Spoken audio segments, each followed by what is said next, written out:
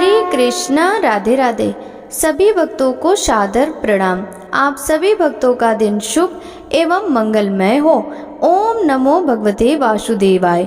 हिंदू धर्म में एकादशी का विशेष महत्व है और सभी एकादशी में देवशयनी एकादशी को सबसे महत्वपूर्ण माना गया है, क्योंकि यह वही खास समय है जब भगवान विष्णु क्षीर सागर में योग निद्रा में चले जाते हैं और इसी समय से चातुर्मास प्रारंभ हो जाता है।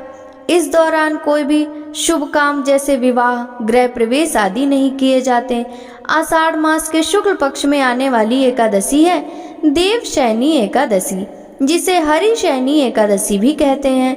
इस दिन उपवास रखने से और धार्मिक पुण्य आदि के कार्य करने से भगवान विष्णु अत्यंत प्रसन्न होते हैं। इस दिन भगवान विष्णु की प्रतिमा को शयन कराया जाता है।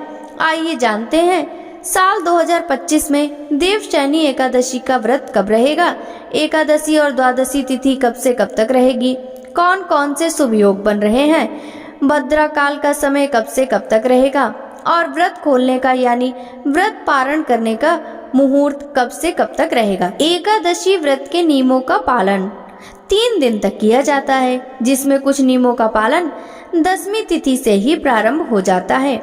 व्रत रखने वाले भक्तों को 10वीं तिथि के सूर्यास्त के बाद अन्न ग्रहण नहीं करना चाहिए, लेकिन फल, जल या दूध का सेवन आप रात के समय में कर सकते हैं। फिर एकादशी के दिन विधि विधान से भगवान विष्णु का, माँ लक्ष्मी जी का, भगवान श्री कृष्ण का पूजन कर, हो सके तो रात्रि जागरण करके फिर अगले दिन शुभ मुहूर्त में द्वादशी तिथि को व्रत खोलना चाहिए। इस व्रत में आप दूध, जल, मौसमी फल और ड्राई फ्रूट्स आदि का सेवन कर सकते हैं। इस बार देवशयनी एकादशी का व्रत बहुत ही शुभ संयोगों के साथ रखा जाएगा, क्योंकि इस बार त्रिपुष्कर योग और सर्वार्थ सिद्धि योग देवशयनी एकादशी के दिन बन रहे हैं। ऐसे में अगर आप भी भगवान विष्णु की कृपा प्राप्त करना चाहते हैं, पापों से मुक्ति पाने के बाद मोक्ष प्राप्ति की कामना रखते हैं, तो आपको भी इस दिन कुछ नियमों का पालन करके व्रत रखना चाहिए। आषाढ़ शुक्ल एकादशी तिथि प्रारंभ होगी 5 जुलाई दिन शनिवार को शाम 6:59 से और एकादशी तिथि समाप्त होगी 6 जुलाई रविवार की रात 9:14 पर।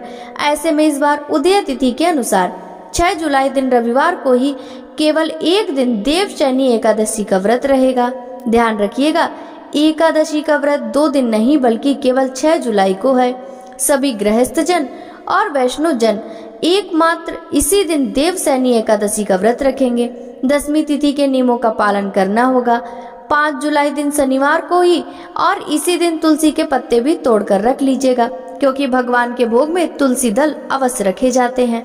6 जुलाई रविवार को ब्रह्म मुहूर्त सुबह 4:14 से सुबह 5:02 तक रहेगा। सूर्योदय होगा सुबह 5:50 पर, सूर्यास्त शाम 7:12 पर।